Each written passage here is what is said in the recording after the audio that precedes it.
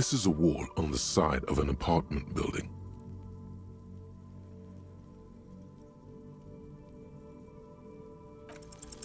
Because this is no ordinary wall, it is sublime. Look at it. The shadows, the colors. All the other walls on all the other houses must make a pilgrimage in adoration of this, the uncontested pinnacle of wallcraft, color peeled from the very face of God. O Wall Father,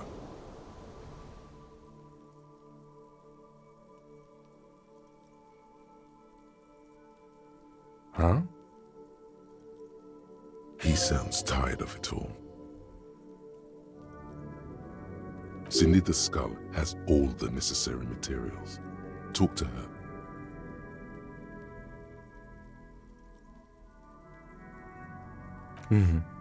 Sure. If you must.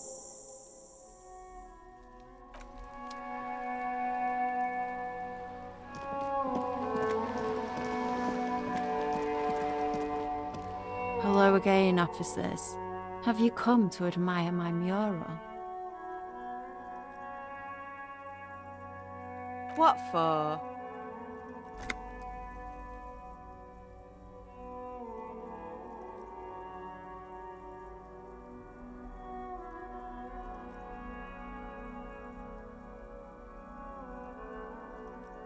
But boring.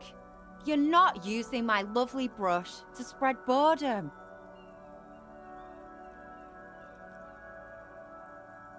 Well, if it's for art, but what kind of art are we talking about?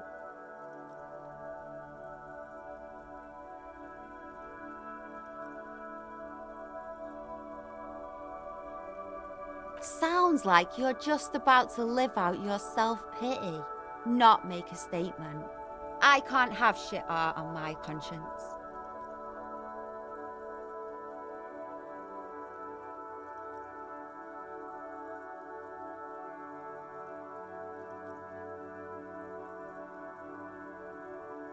You're about to cry internally, aren't you, Piggy?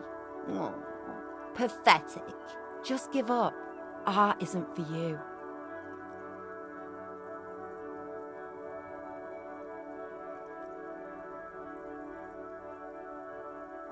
I ain't no snitch, Pigstein.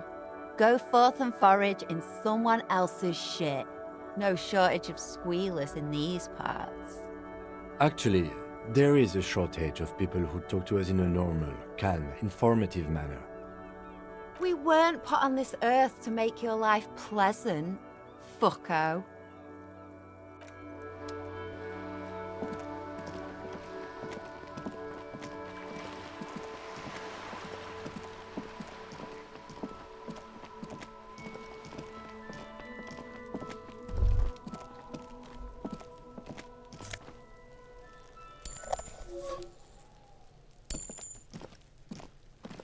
Trying to sneak up on me? Come to slit my throat in my sleep? Logic error. She is not sleeping right now.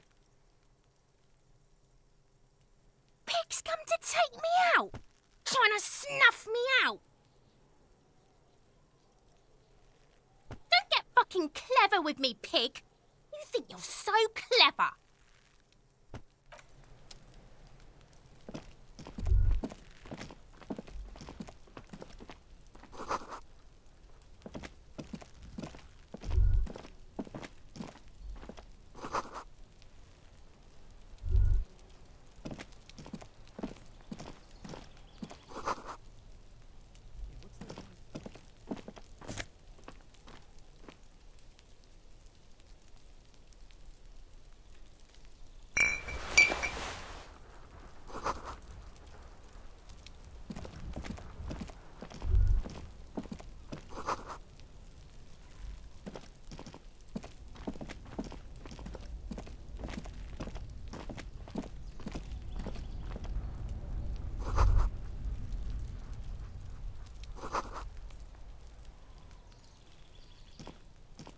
You see, I young man on a balcony nursing a cigarette. His eyes have been following you for a while. Not looking for any trouble, officer. It's the voice of someone who has something to hide, my liege.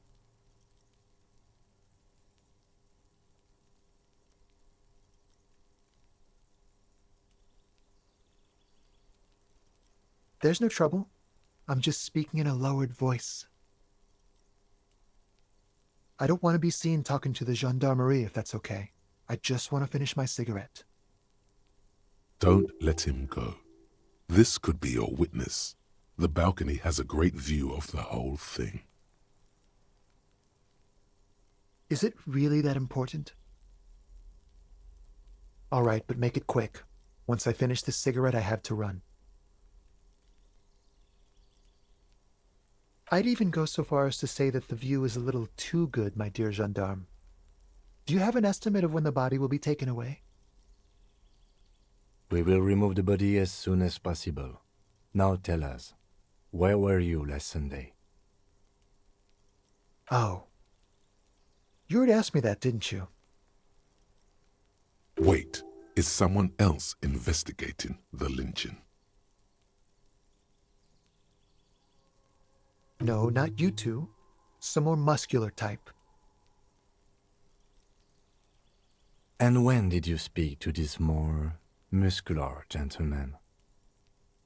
Last week? I don't know. Look. He's an actor declaiming a soliloquy. See how you hang on his every word? You didn't answer the question.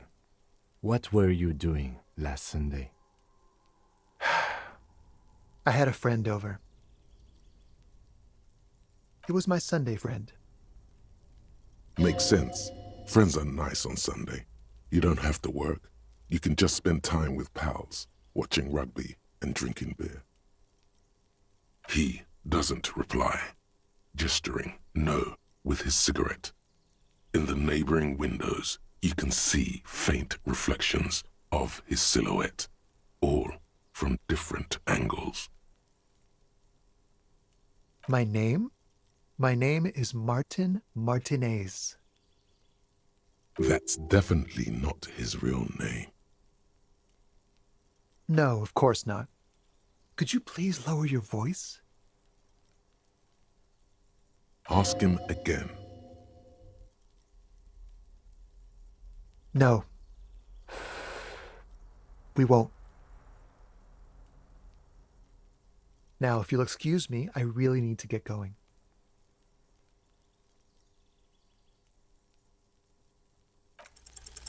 This isn't the place or time for questions. Who knows who might be watching from the distance, hidden behind the curtains? For a moment, the man on the balcony seems almost vulnerable. Something moves in the depths of his feline eyes, compassion, and a hint of understanding. I am sorry, but I really don't have the information you're looking for. But, hold on, what's that? For a split second, his hand lingers, as though gesturing towards a stone placed right next to the front door. It's a sign. Good luck with the investigation.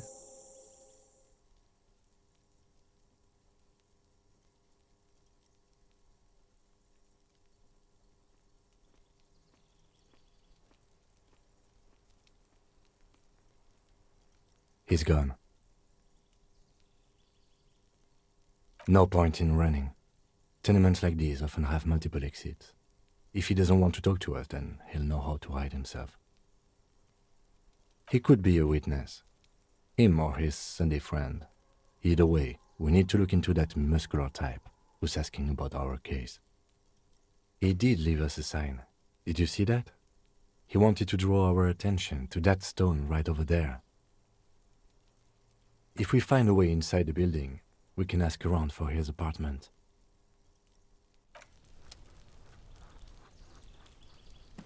A stone, like any other, lying in a whirl of sleet and mud. Maybe there's something under it. There's a key beneath it, rusty from the dirt. This must be for the front door. Pity doesn't have the apartment number on it. This building has many apartments and the man can be in any of them.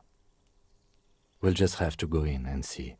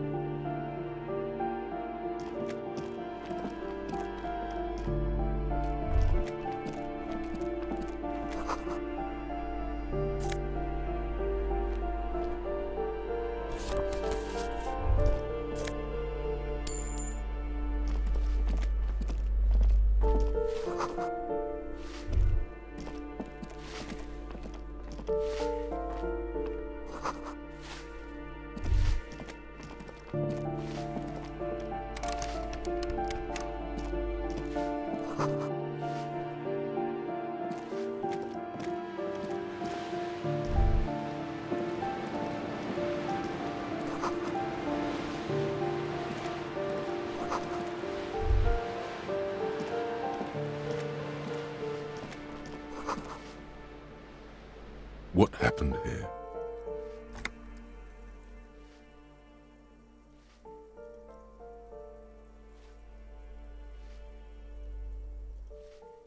It will still be accessible through the apartment next to it. That one didn't have a door. Sadly, nothing of great value remains here.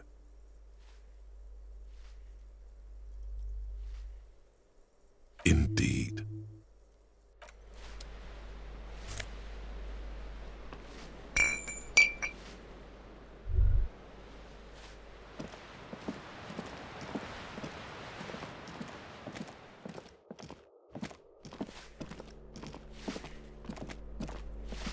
Give me a moment. The cold never does any good for my bronchitis.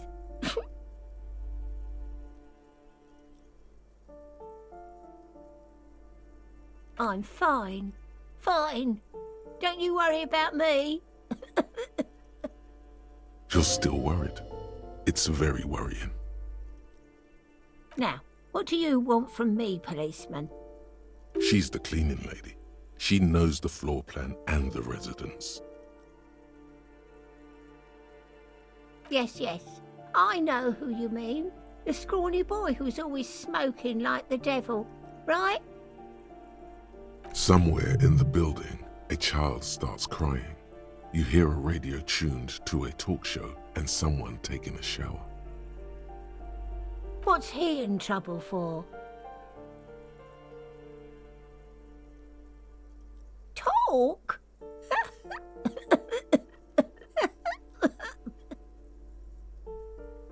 What was so funny about that? He lives upstairs in room 28. Go to the balcony. It's one of those doors there. He's usually home in the evening. Thank you. We should go check out his apartment on the balcony. See if he's home. Ask away, policeman.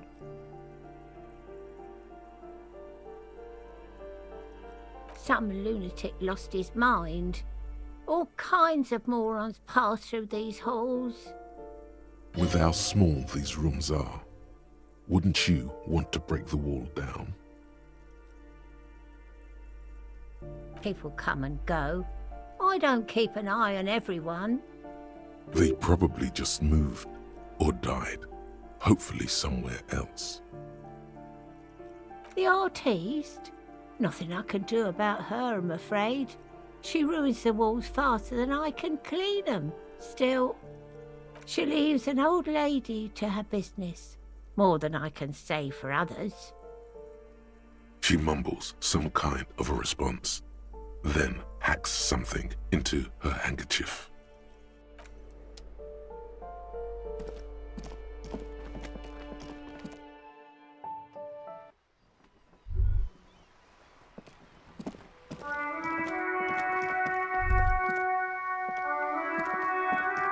Ooh, the piggies have learned how to saunter up staircases. I didn't think you could do that with hooves. But here you are.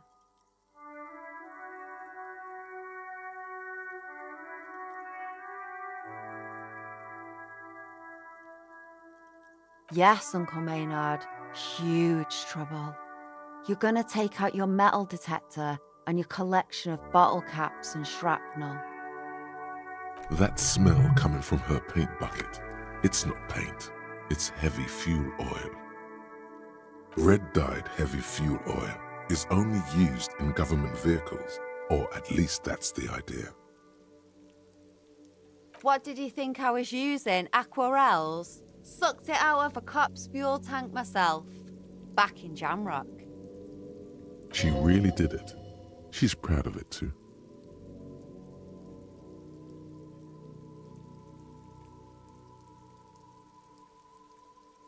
Something to think about next time you're driving around in your pretty little piggy carriage.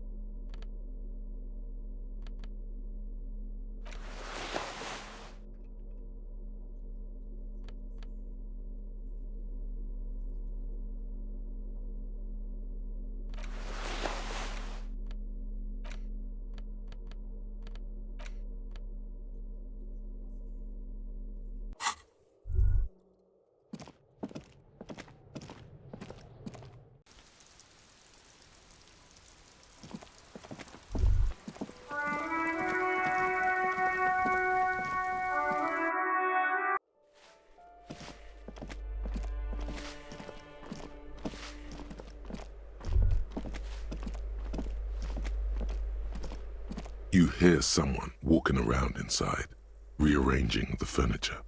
The number on the panel says 10. The walking stops abruptly, but no one comes to the door.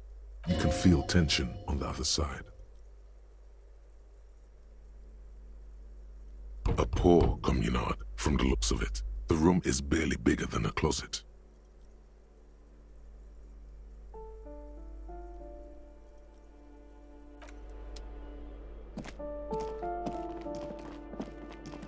This door has been closed with a padlock. A chalk-drawn number on the board says, number 11. No reply. It's a solid lump of metal, but the shackle is deeply corroded. A solid pair of chain cutters would make short work of it. Better whip out those cutters. You won't get very far otherwise.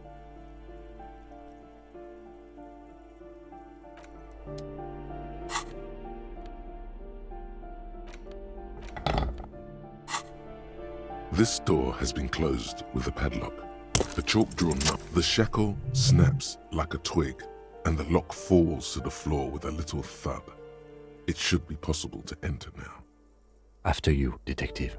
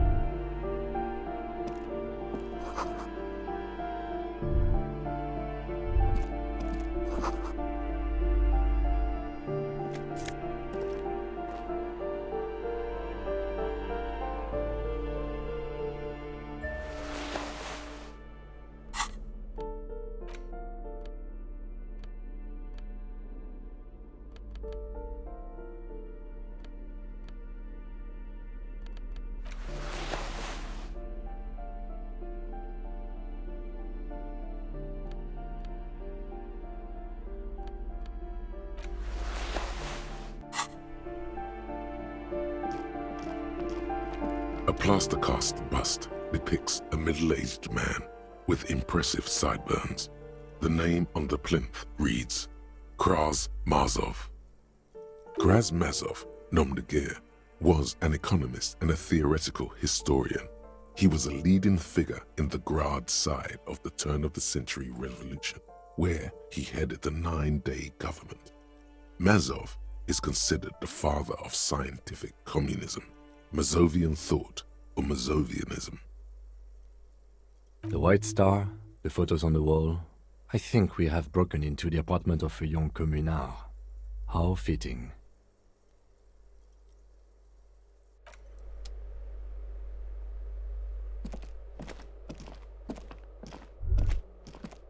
That isn't just a 5-pointed star. It's an inverted white pentagram cradled in a wreath of antlers. The iconography of communism, in other words.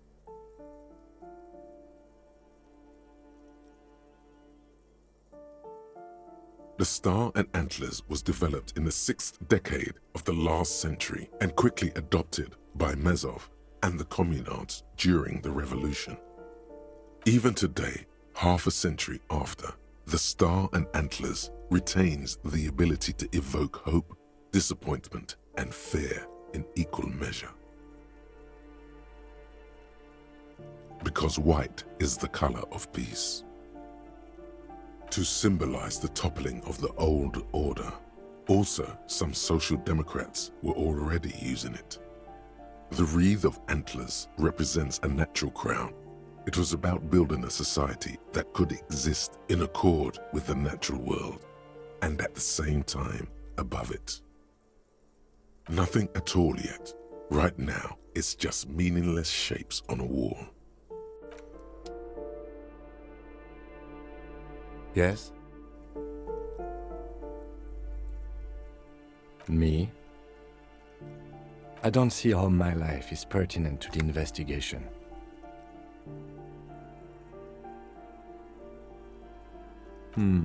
That's a fair point. All right, for the good of the investigation, what do you want to know?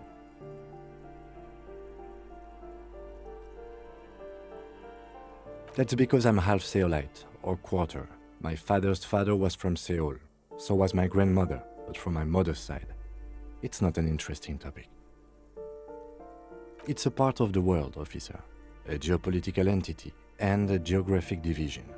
I told you it wouldn't be interesting. Seoul is a protectionist, isolationist, pan-Isolari state west of the Insulindian Isola. Actually, it's quite interesting. Some would even say mysterious. You're barking up the wrong tree. I don't speak a word of Seolite. I've never met either one of my grandparents, and I've never been to Seoul. I'm a regular Revacholière. A point of pride to him. That's correct. You feel a slight urge to put the lieutenant down for this, but you can't quite muster enough testosterone.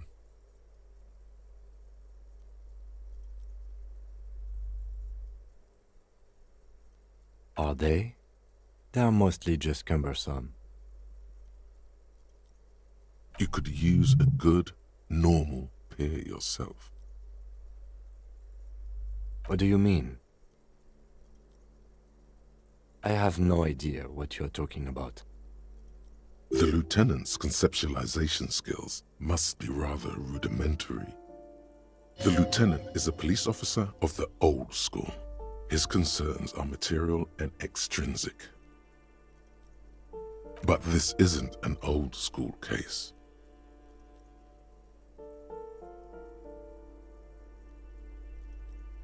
So what? That makes you the new school? God spare us. For real detective work, nothing beats a good notebook by your side.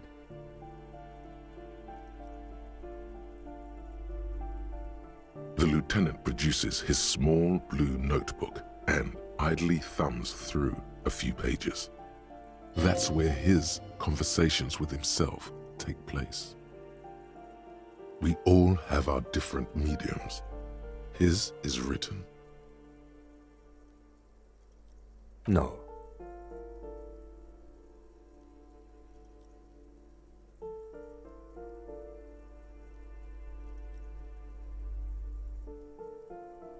The lieutenant nods. Good. Let's change the subject.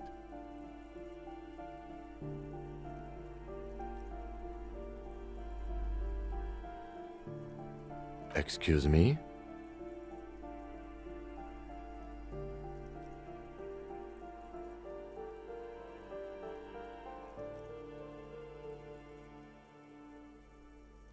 Detective, if I may be frank, you seem to be in a deranged state.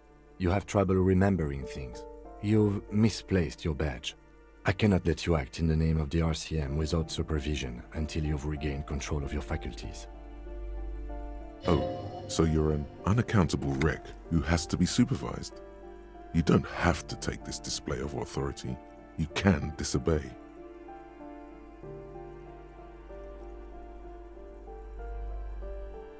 That's good. Except that I do, detective. Some you time? This is a police investigation, not a journey of self-discovery. You'll still have your evenings to yourself. Please do. We wouldn't want your regiment to spill over into the investigation. The lieutenant is pretty sure self-care is just a euphemism for nihilistic binge drinking.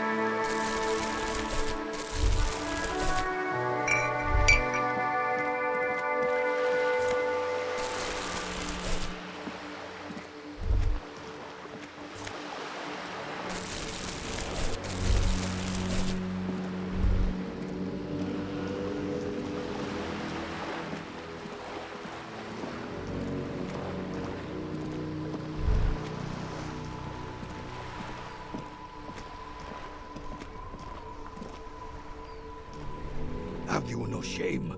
Whining about your back every time you bring out the measuring tape. René, you're a man with a fork in a world of soup. Please, let's just try to enjoy the game, alright? I'm trying to, but you keep breaking my concentration. You're old. I can see that. We're both old. Now stop grabbing your ass like it's a girl. See? Your munching and complaining have ruined my concentration. Ah, mon Dieu. The pain in my back is unbearable. I can't even say if it's in my back or hip anymore. Feels like it's in both. I hope you pass out from it, you goddamn jellyfish. Men like you are the reason this nation is sinking. Trying to throw something as close to a predetermined point as possible. Measuring. This must be the age-old game of petanque. You're such a wuss. Sure, officer. I am René Arnaud. And my specially abled partner here is Gaston Martin. How can we help you?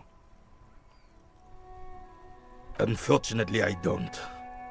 Unlike most of the locals, I have no qualms about assisting law enforcement. But this affair has passed me by completely. In Martinez, the union is the law, so can you really blame them? Cop is a pejorative term. I don't have a problem with policemen. On the contrary, I admire the effort to bring order to our streets. He doesn't know about the crime. Your time is better spent discussing politics.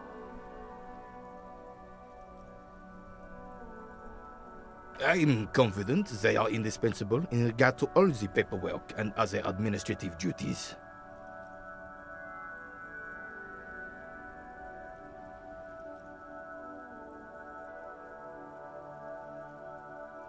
I am merely stating that nature, in her infinite wisdom, has made men more fit to perform certain, more challenging tasks than women. Remaining headstrong, making tough decisions on the spot, or even tackling physical obstacles are a few examples of such challenges.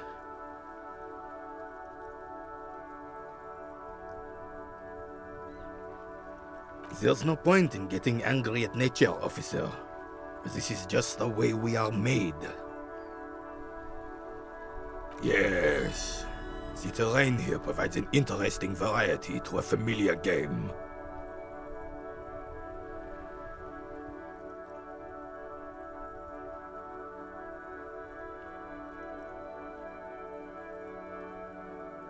No, it was left by heavy artillery fire.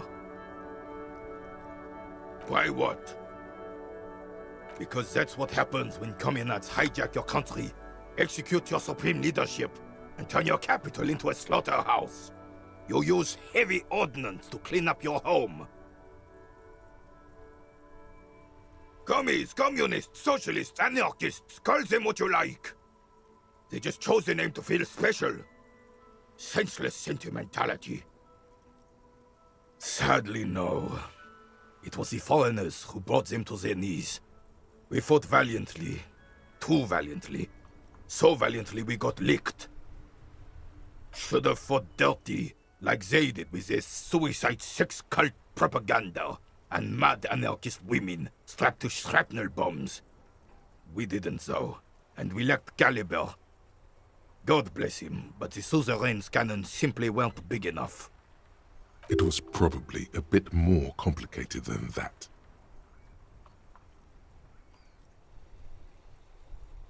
Because this place is a damn beachhead. Had to soften the commies up first.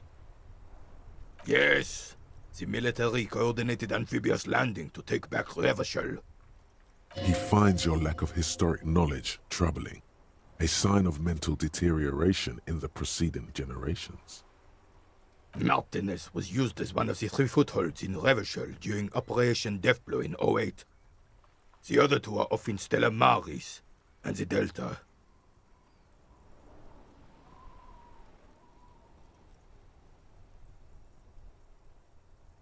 This here is Blood Ground, where Coalition boots first made landfall and cleaned those rabid dogs out.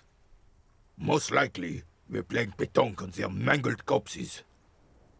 Blood ground. You got old René going there. Like he isn't hungry enough already.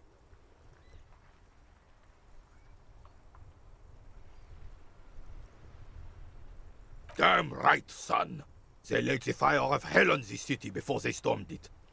And it worked, too. The rest of the city got cleaned up, but Martinez they keep as a monument. And now the Union Socialists are practically running the place. Well, it's your own damn fault. You, we, the coalition, Revachol, whoever you want to blame, never finished the job. Officially, the party never surrendered. Of course they still hold influence. You don't even begin to truly understand the players on the table, let alone the specific circumstances surrounding the... What do you think? Thinking men have opinions on these things. Present one.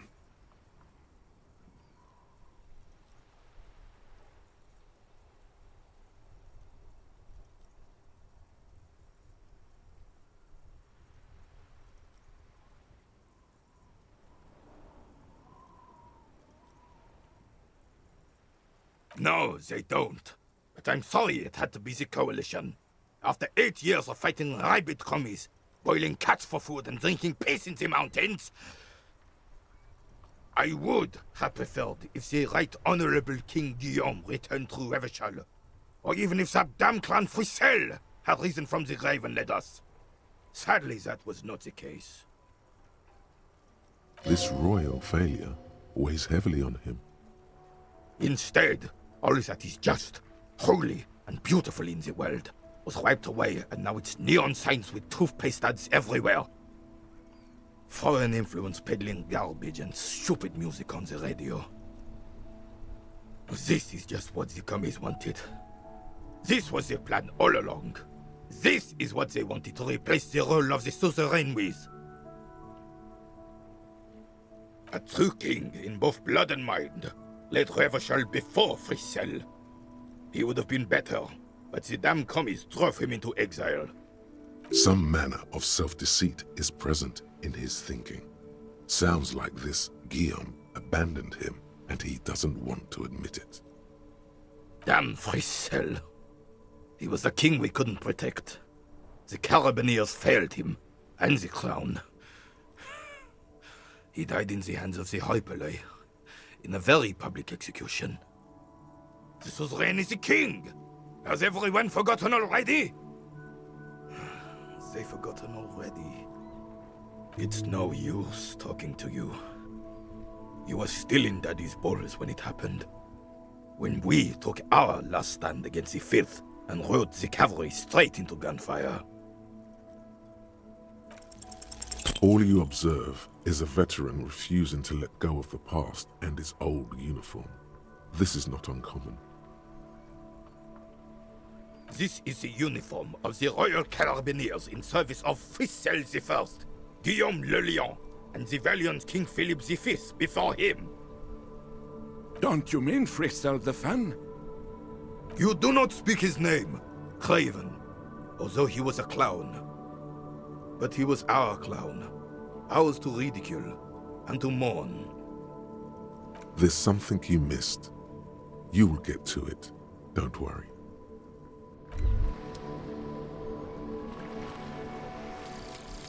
Inexplicable feminist agenda. There is something you need to see, sir. We found the remnants of an ancient artifact lodged in your hypothalamus. It is a cylindrical object, piss-weathered and smelling of liquor. The paint is peeling off, but you can clearly make out the letters Revolutionary Feminist Agenda on the hull. It appears that some time ago, before you became a joke, you were an actual feminist. Somehow you've come to that conclusion. Perhaps you can work your way back.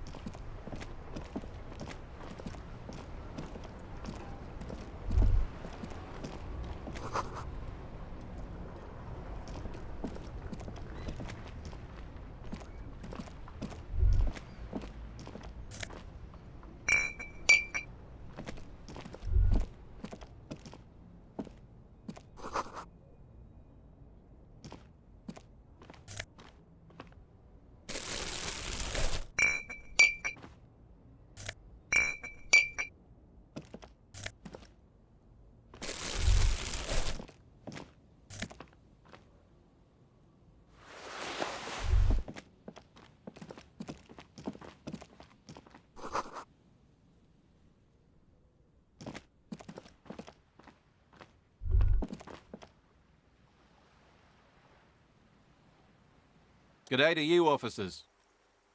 A burly man hangs out by the waterlock, carving up a generous serving of salami with an old hunter's knife.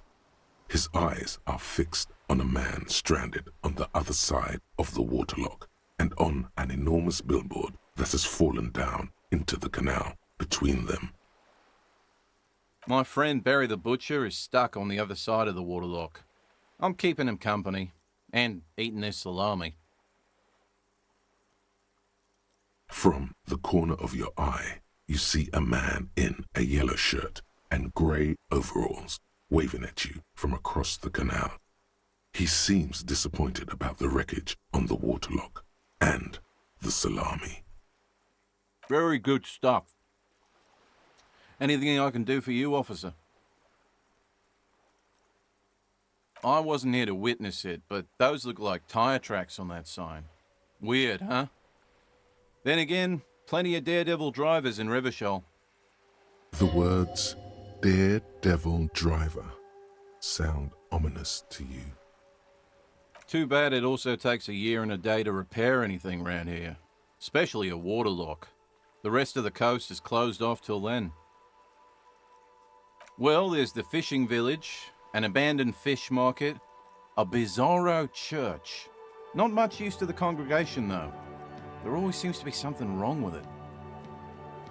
Yeah, not really much else. Just bombed out ruins. Sure thing. Want some too, officer? Why not?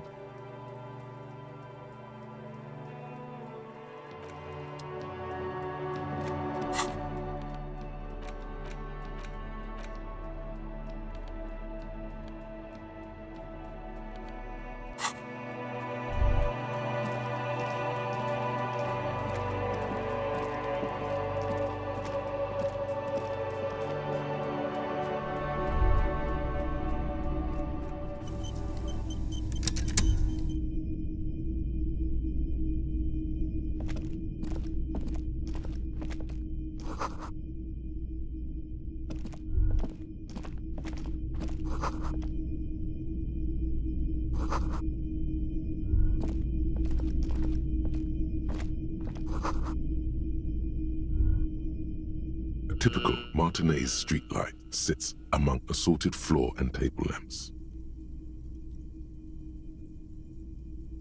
The light pole has been carefully cut, and the wiring has been redone and attached to a standard indoor plug. The light buzzes faintly, but persistently. This would make quite a statement in your living room. Yes, officer. As you see, it's in perfect working order. It was brought to me to be altered. We are not here to investigate the theft of city property. You have to admit it's rather clever what he's done with it.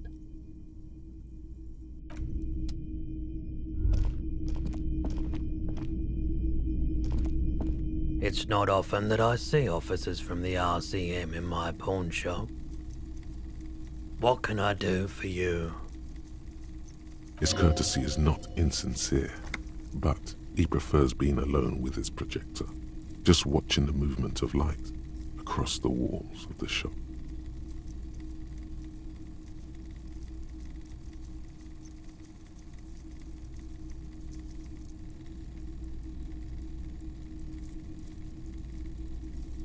I haven't had any problems myself, though some of my customers have complained about inconsistent law enforcement. Who are your customers usually? All kinds of people come through here. Locals, travelers, people looking for a deal, people looking for a keepsake, people who are terminally bored. As you can see, I have a wide selection of goods for everyone to choose from.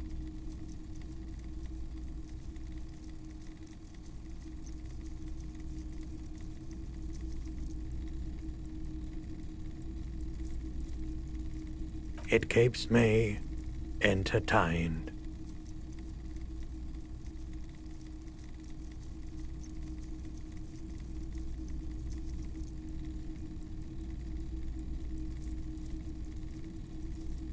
Let me have a look. I'm not purchasing any more clothing at the moment. And especially that tie.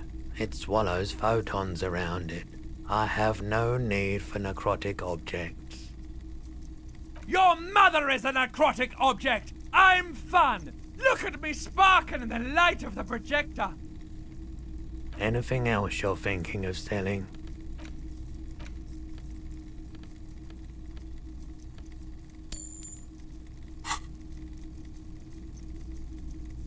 Another time, perhaps. Someone else came here earlier today asking the same question. I promptly sold her the gun you pawned a couple days back. This is a pawn shop, and it did feel as if you've met before. Oh God.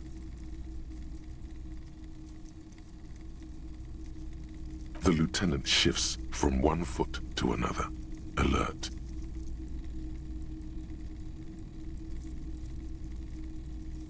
You were adamant about getting rid of it, officer. Said you were undeserving of a service weapon of the Revachol Citizens Militia. And I don't like keeping guns around the shop for long. Off the charts photon emissions. The unhealthy kind. He's not telling you the whole story. It seems he's trying to spare you.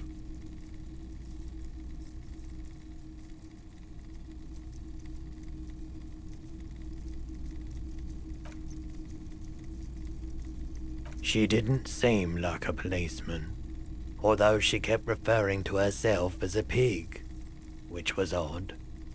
I found her interest in the gun a bit obsessive, but I was just happy to get rid of it, and of her. Truth be told, she was terrifying. Right, so let me get this right. You sold your sidearm, issued by the Citizens Militia, and now a civilian is running around the streets of Martinez with it?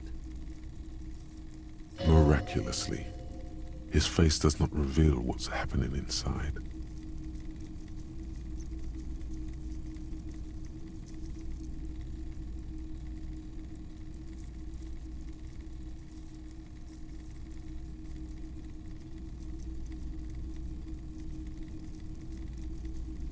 You're right that she could cast aspersions on the Force.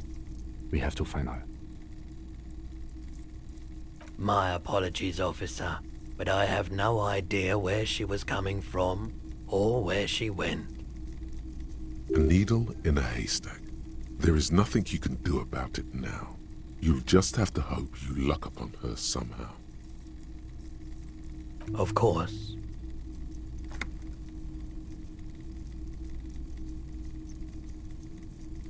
I doubt it, but I can try and answer any questions you may have. I do my best to keep my distance from all manner of butchery. Bad for business, bad for everyone.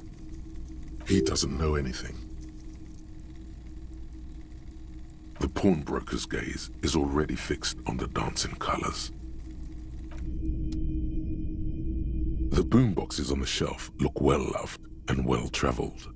Chipped, dented, they stare at you with the unblinking eyes of their tape reels. One especially catches your eye. Deep gold and amber plastic with a big old handle on top.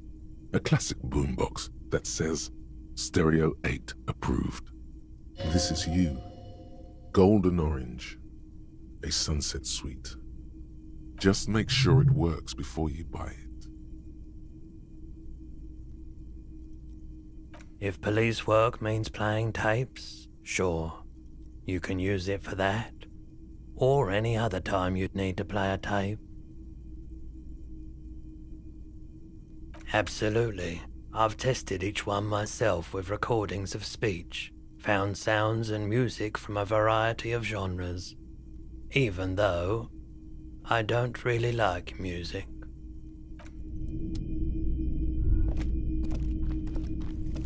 You see rows of toy soldiers guarding the rest of the trinkets displayed on the table.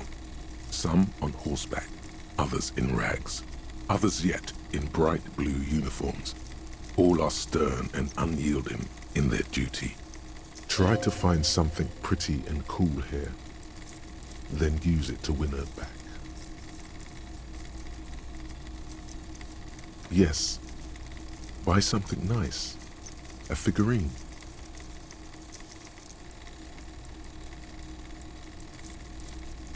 This set of soldiers isn't meant to look impressive. A few have rifles, but most of them carry pistols. Some even shovels and tall sticks. You're probably talking about the revolutionaries, yes? Yes, they are soldiers, revolutionary soldiers. I think their poverty has been exaggerated for effect. When you place them next to the royalists, it doesn't seem like they could possibly win.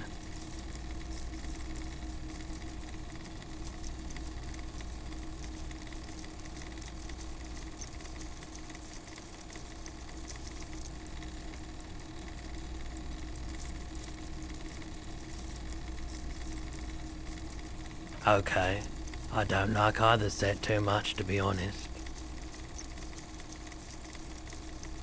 They're not all blue. These figurines also wear gold coats and caps, complemented by orange trousers. They are variously posed, wielding swords and rifles with bayonets. This is what the loyalists looked like, yes, at first. Then they wised up and got camouflage. Which ones? Ah, royalist soldiers from the time of the revolution. The uniforms are painted a bit too brightly, I suppose. Big men on big horses, clad in lamella armor and carrying flintlocks, the kind that would mow down a line of enemy soldiers in the blink of an eye. Franco-Nigerian knights. I used to be very serious about these guys. A long, long time ago. Why? What's this? A headless man riding a horse? A headless man wearing futuristic tracksuit trousers that say found. Oh, that's the Headless Phone Rider.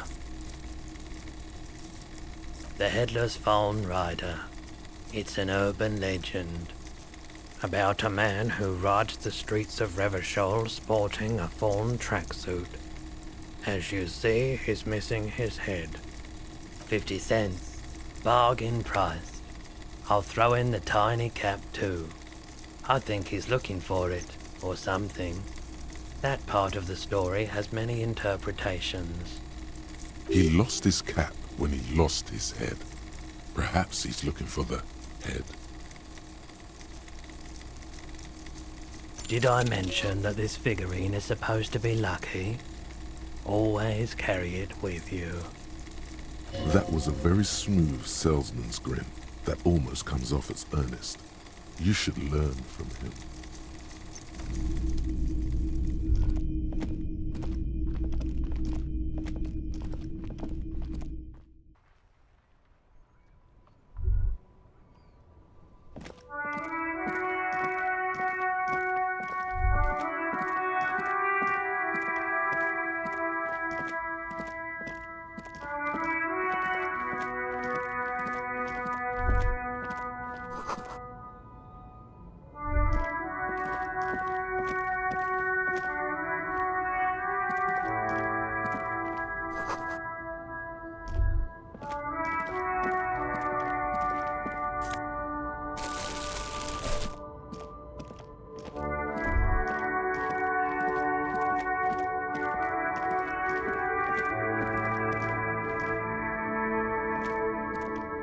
There's a pile of cheap sunglasses in a small box, a variety of shapes and colors. You like sunglasses, officer? I've got the latest styles right here. These are all boring. Boring third-rate ho-hum sunglasses made of cheap Syrahese plastic, the kind of plastic that melts in the sun. Those UV stickers are almost certainly just there for the show. If anything, these lenses probably direct more UV light into your pupils. A UV magnifier. These are all first-rate sunglasses. Premium design, Super material, very cool. UV resistant. These will definitely keep your eyes safe and cool while doing your dangerous police work. No luck. All you find is this lime-colored cellophane visor, produced by a bargain sportswear brand called Amphibian, apparently. There's a malformed green frog on its bent cap.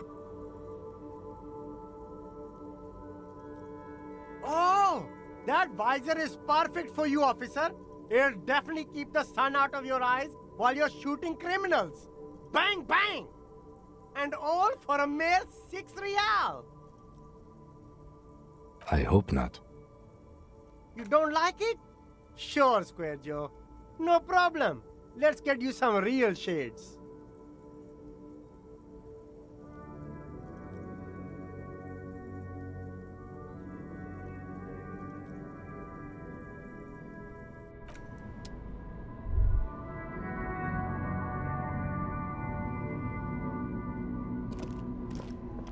You see two lowly, defeated speakers, thralls, slaves basically, perched atop them like conquerors surveying the land.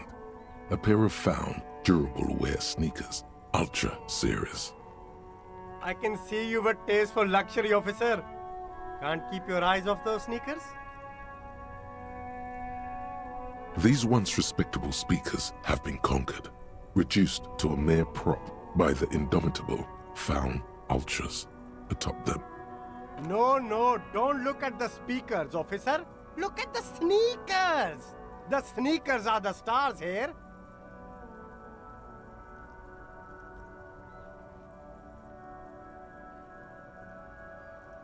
These, officer? These speakers are Samaran garbage. I'm ashamed to even use them for props. Don't waste your time on them. Samaran trash? That sounds like they're from the Samaran People's Republic, produced under the dictatorship of the proletariat.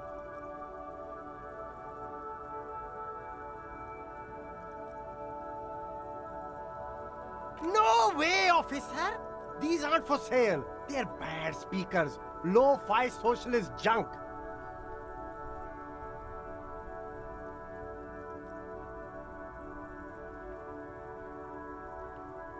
That's right, officer. You're a high-class policeman who accepts nothing less than the best. Lucky for you, I've got the best on sale. A pair of found Ultras. The design is impossibly sleek and simple. A futuristic silhouette with a sleek monochrome colorway, a jet black upper, and a silver-lined midsole. Those sneakers, mister. Those sneakers are the latest found sneakers. Super air, super fine, super cool. Only 50 real. Only? That's madness. Found Ultra. Wear the future. You remember the slogan from some magazine.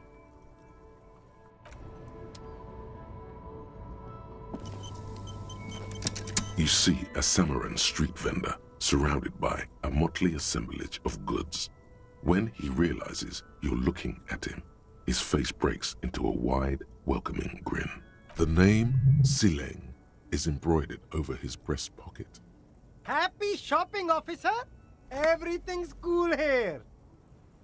Everything's cool. The goods are cool, the customers are cool, the place is cool. And one more thing, officer. You're very cool. Bang, bang, bang, bang!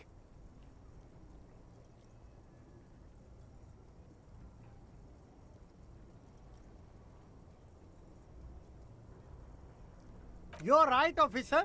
100%. No playing around then. Strictly business. Maybe I can interest you in some premium menswear instead.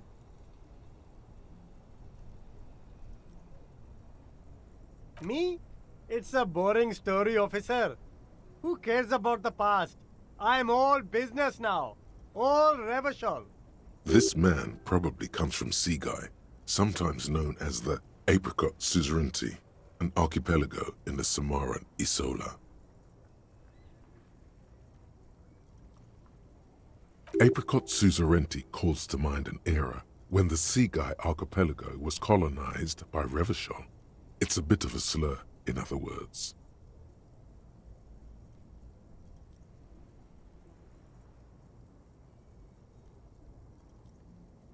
Very cool.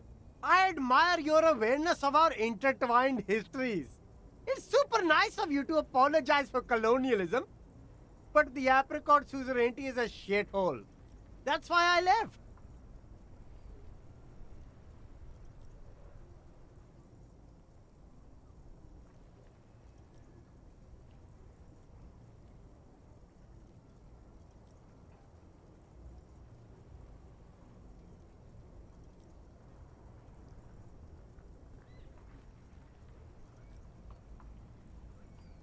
That's so cool, officer. Speaking of, why not support an independent local entrepreneur by buying some pens and glasses?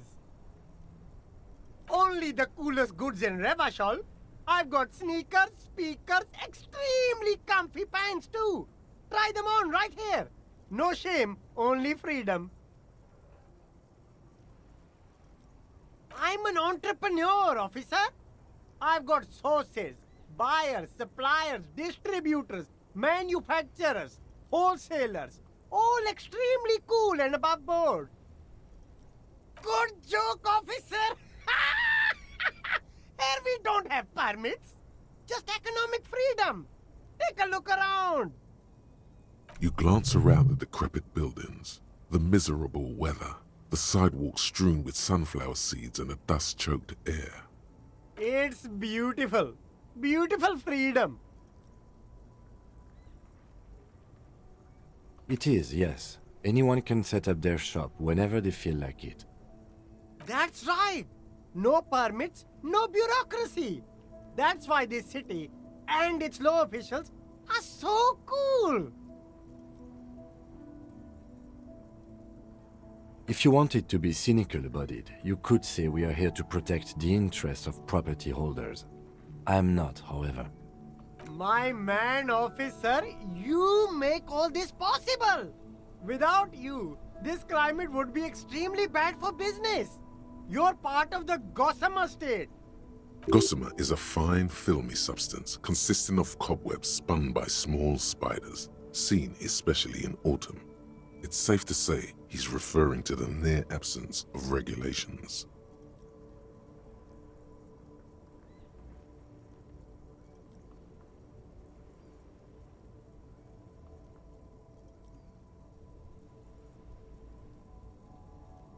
Yeah, that's the main thing about you.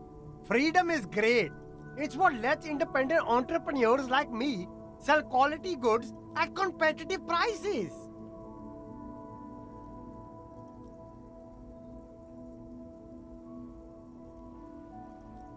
Anything for you. No need to dress this one up. Just tell him what you want. Oh, okay. But why, officer?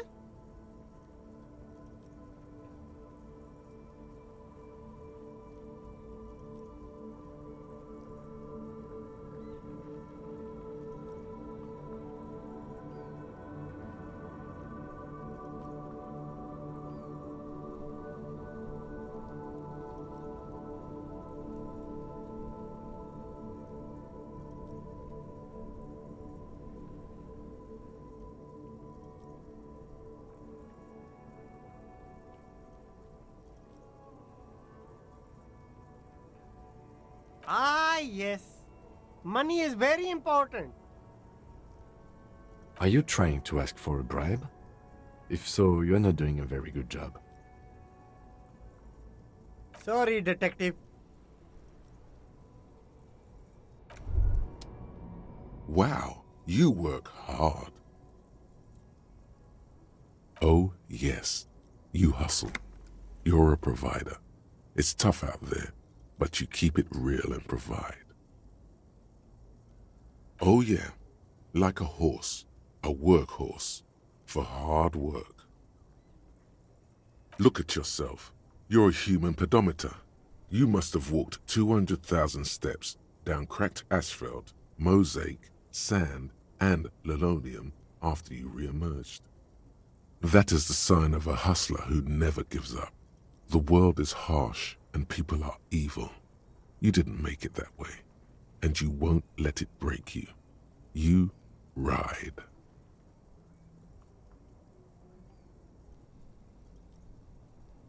That's just what it's like, life and death. But you got gills on your side, baby. Got those black papers with the faces of the innocents on them. You bring in the Franco-Negros and the Solas. It ain't easy, but you do it, day in and day out. You didn't make the rules, but you won't lose. You're a cop, and a sprinter, and a money printer. Yeah, you're in the sales business. Shake 'em for shit and then pawn it off. Law officer style. Sure. And has it been easy? Is life easy? Have you not gone into cardiac arrest? Are you not about to have an anxiety attack or shoot yourself in the mouth? But you still hustle 24/7, ride or die. Now, ask yourself, are you rich?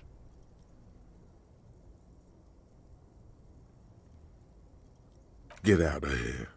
You're a pauper. You work harder than anyone. Almost rode yourself to the grave, and you're still practically a hobo. Why is that? The Gart man has set himself up one of those self-replicating money structures.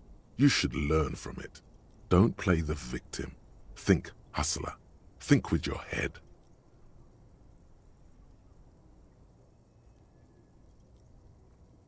Look, the immigrants are cool. The immigrants play cool music. Everyone likes them, especially the women.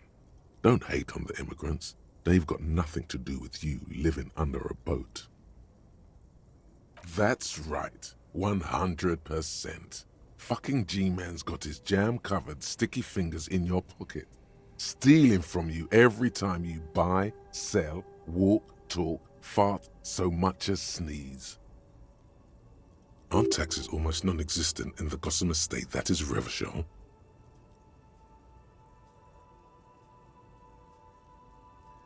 You and I both, but they got those indirect modes of taxation. Sales tax, excise duty, extraction tax, this tax that doesn't even have a name. Plus, there's the stuff people in other countries pay for that makes them ask for more money from you here. The Gotham estate's a myth. In total, the coalition government is taking 98% of all your money.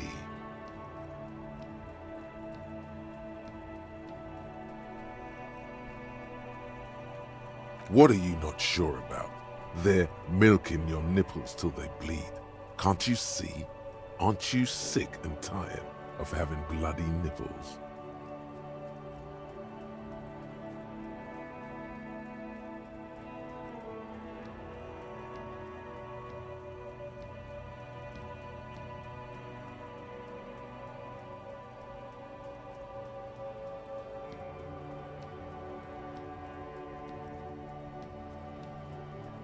Here you go, hustler.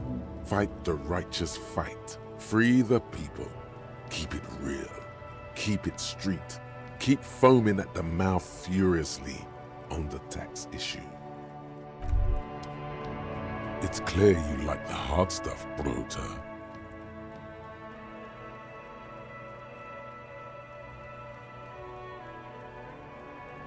Evening falls. The time has come to take the vow. The vows are blood and flesh.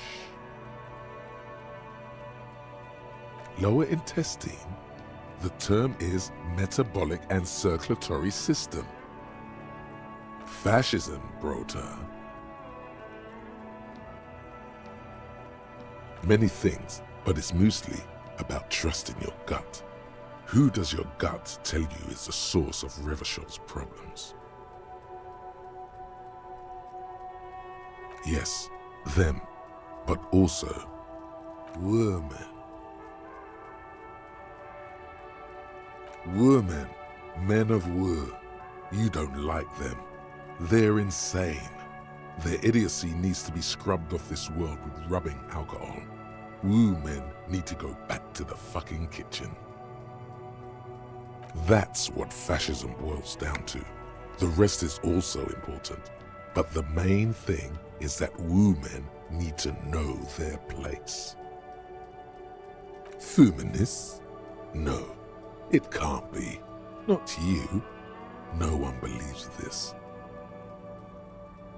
Stomach truth. You're having a stomach truth. Because you've said the hard things that others won't say, the good things, you've said them many times.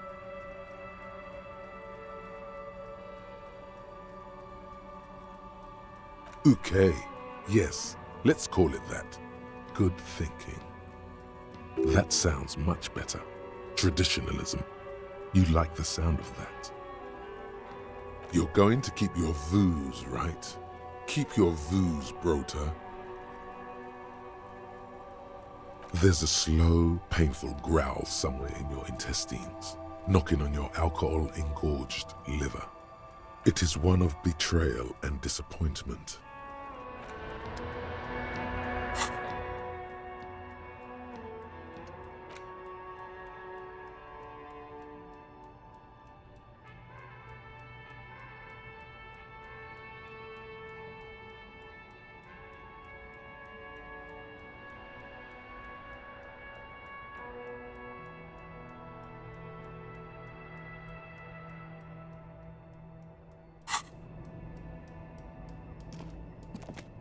There are clothes inside.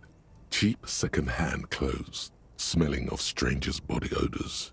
Don't be shy. These are premium class clothes. Good quality fabrics, best retro design. Save the economy with your style, officer.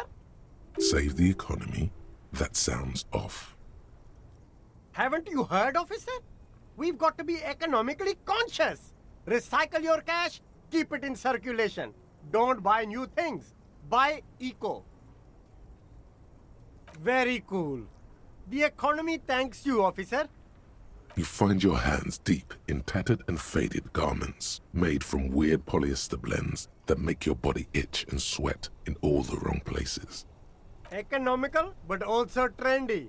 Look first-hand, buy second-hand. Keep the economy moving. Something cold grazes your hand. Synthetic and sleek, a windbreaker. Surf, it says, but also wind, summer, 100% waterproof, and sport. All in different typefaces. Good choice, officer. Mega sporty. And it's only $4.50 for you, sir.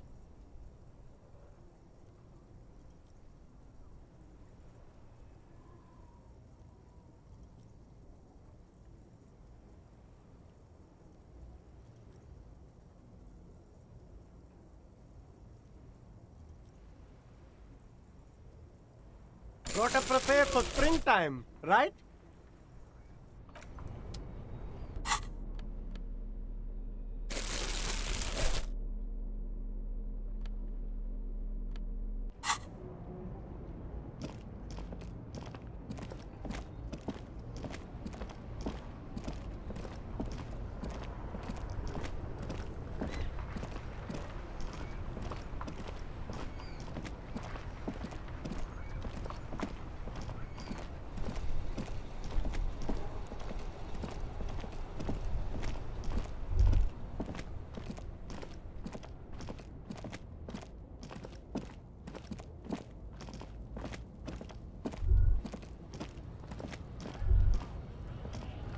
Looking for something? Drugs? They're shit, man. I don't let anything pollute my body. You know where that shit comes from? Sarah Miriza, Safre, Ilmara. They take the money from our local junkies here and then use it to outcompete us in the manufacturing sector. They know they can't beat us in a fair fight, So they have to get us to weaken ourselves somehow. It's racial sabotage, racial economic sabotage. Not in, not out. I'll never betray the purity of my tribe. So you're telling us that you don't know anything about drug smuggling through Terminal B? I don't know shit. And if I did, I wouldn't tell you. What do you think? I can't leave the lorry unguarded. Stuff's been getting looted lately. It's those little kips sneaking around at night. If they touch my stuff, the bosses will be on my ass like ass cancer. There was a bunch of spilled boxes in the back of a big lorry nearby. Yeah, I knew that guy. He was an honest driver who loved this country. We were having a good debate about genetics at the Wheeling in Rags when some kip boys smashed his lock and took damn near everything. Lost his fucking job over it. Since he left, I haven't had anyone to talk to. If they were getting drunk inside the Whirling in Rags, how could they know who broke into the lorry? What? Aren't we allowed to say that he's the kips who do all the stealing around here? That's not road science, man. Isn't it obvious? Fucking Sealang, that beady-eyed South Samaran. His little side business is a scam. I wouldn't be surprised if he was peddling drugs as well. Of course he's a lorry driver. What? He tell you he's just some simple businessman or some shit? He's selling his employer stuff after he broke the seals on his Humanox lorry. His tribe are natural liars. It's in their blood. He's your man, all right? 100%. I wouldn't be so sure about it. Not until we've heard what Sealang himself has to say. Guess so.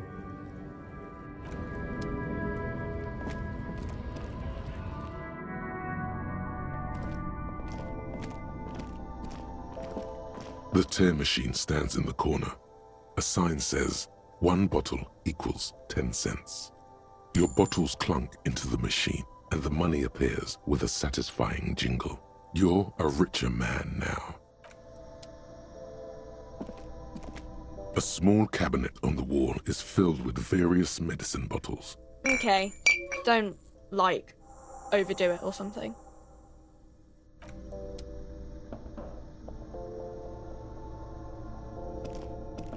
A colorful display of cigarettes and alcohol bottles line the shop wall, inviting you closer. Guess not, no. I'm obliged to inform you that both alcohol and cigarettes damage your health, but I guess you already know that.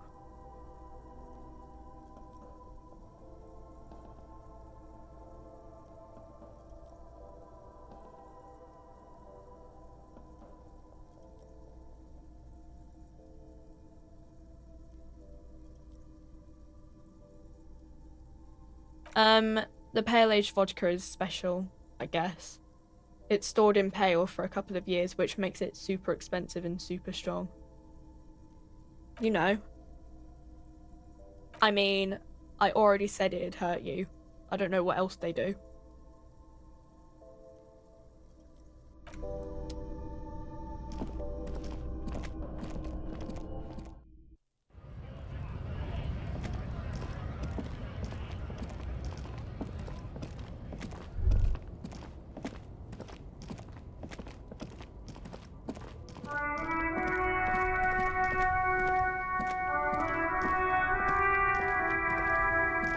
Hello again, my man. What's on your mind? Huh? Oh. No, I ain't got any money. They don't want to pay for unfinished work. The bosses, man.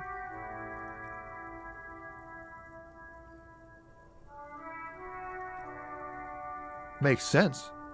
It sucks is what it does. Maybe don't tell people. The people they don't like are actually right.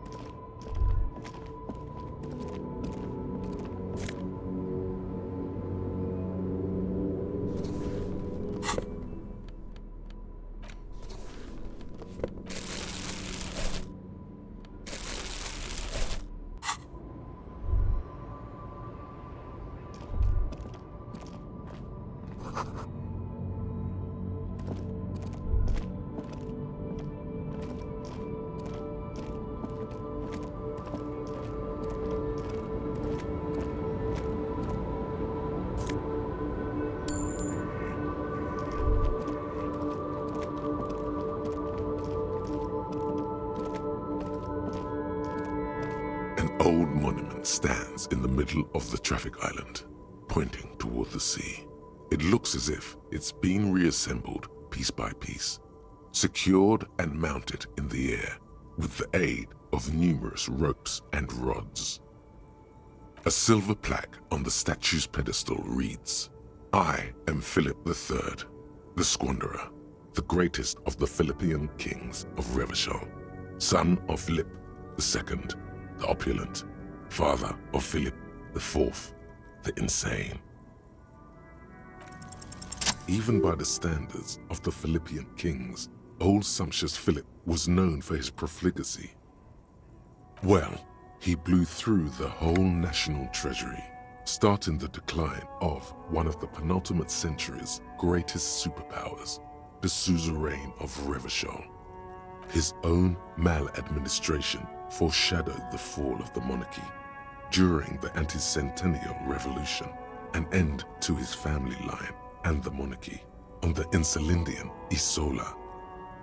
Stories have it that he had his bedroom converted into a treasure chamber where he stored unfathomable wealth, Krugerrands, bars of gold, ornate weaponry, armor, and various chalices. He called it the Sol Aurum. It was obscene. There were whispers he slept on a huge pile of gold-dipped feathers, like some obese dragon, instead of a bed, like a normal person. The man certainly knew how to live.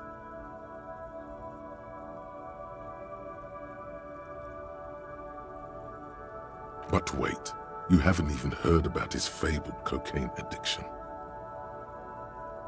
You see, old Philippe wasn't just good at squandering the national treasury on gold and ceremonial weaponry, he was also a prodigious snorter of nose candy.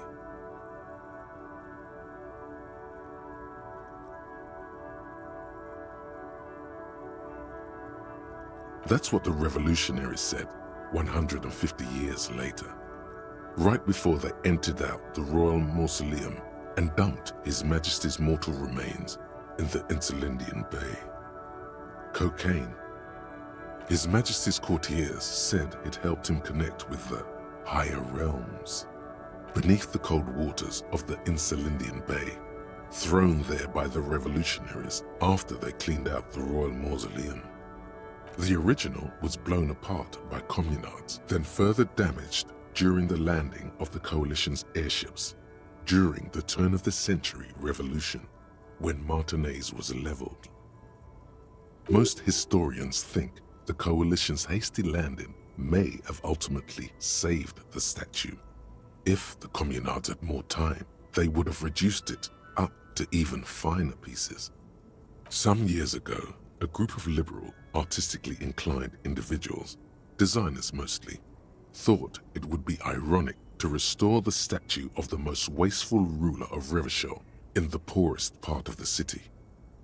The statue is supposed to capture the moment it was blown apart, like an instant frozen in time, a rare butterfly trapped in amber, floating on a sea of shit. People in Martinez tend to agree, as do many prominent art critics and thought leaders with more nuanced social awareness than the young ironists.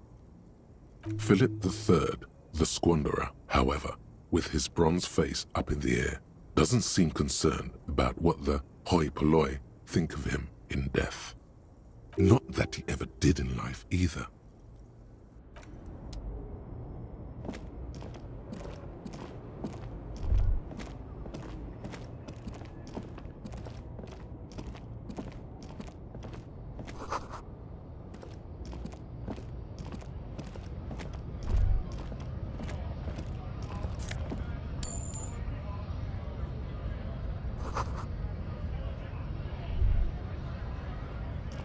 A lorry stuck in the traffic jam. This big, heavy Grad-made machine is well kept for such an old machine. The windows are clear. They've been recently washed. You can see a lorryman's cabin with personal belongings, stickers, insignia. The driver has adorned his space with a substantial collection of peculiar paraphernalia, Proclamations about honor, strength, and purity are glued to various panels. The back end of the cabin has a small perch to sleep, large ashtrays.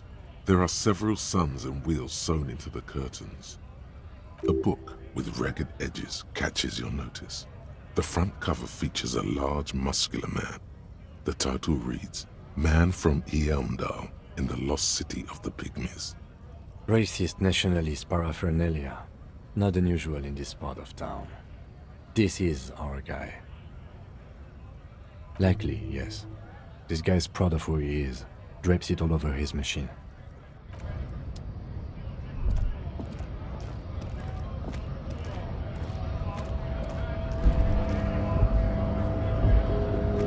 Bastards! We have a right to work!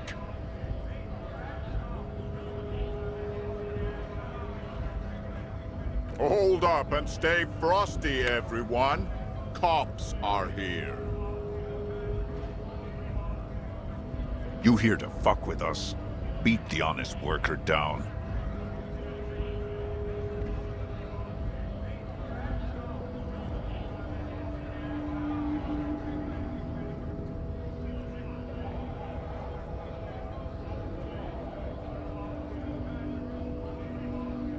Good. We're fighting for a cause here. Right to work! Right to work! Besides, we're not that different. It helps if people see us talking, cops and strikebreakers together. Shows authorities are on our side. Builds confidence. Rights of people. Rights of workers. To have gainful employment. To make a salary. And feed their families. His manner of speaking is wooden, the tone of voice bland and uninspired, almost as if compiling replies from a set of learned phrases. Might be time. Don't let the fat bastards tread on you. Cops tend to side with the higher-ups, but you're essentially still workers. I don't trust cops, but I can see you understand the right to work! Right to work! Maybe you should ask them the questions, like why we're not allowed to make a living here. Shame on you! We have families to feed, you piece of shit. So do we, Scott.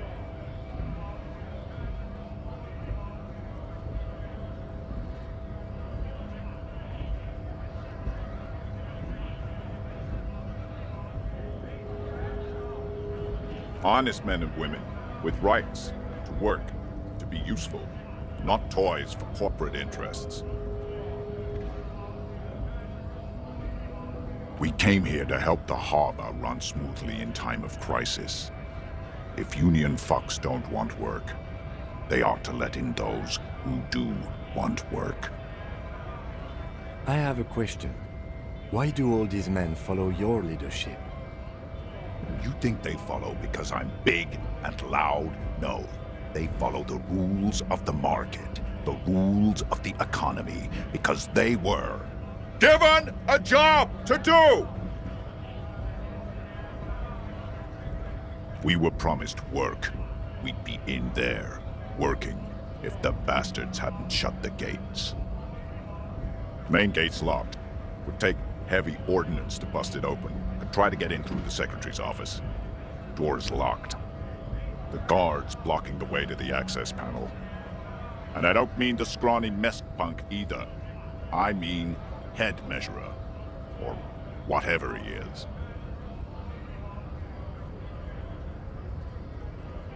Huge Seminese guy standing up there on the overhead passage. Won't let anyone by.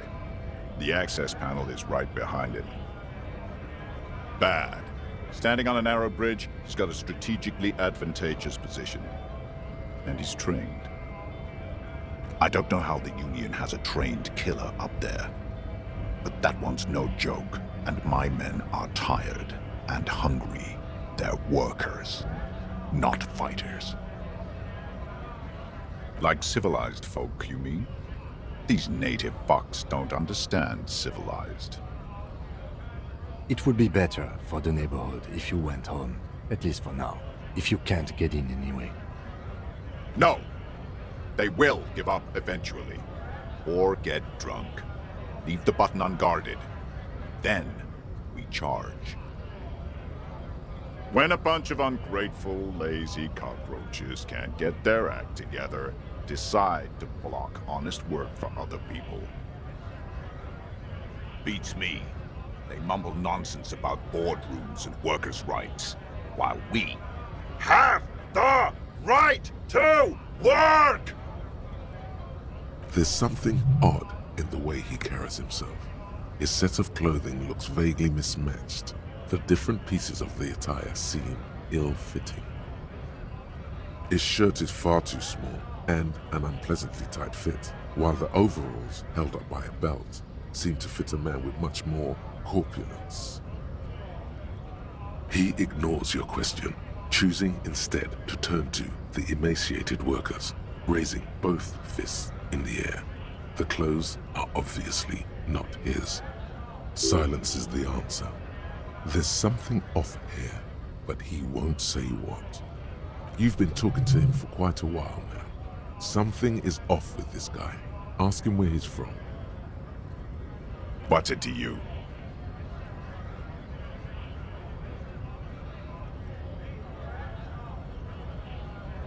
Am I a suspect? Done no crimes. I only fight for the rights of people. Every once in a while, it's like you can see glimpses of another guy under the guise of this fighter for jobs. He seems a more brutal, cunning, and suspicious person. Just a hunch. Or you just might be paranoid. We're all workers, right? Workers stick together. Came from the eminent domain, in Jamrock. Backgrounds in odd jobs, heavy lifting, cargo hauling, bouncer work. I know the drill.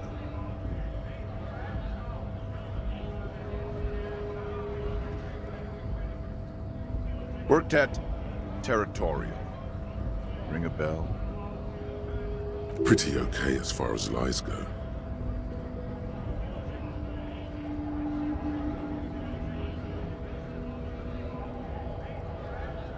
We're done here. I have a strike to break.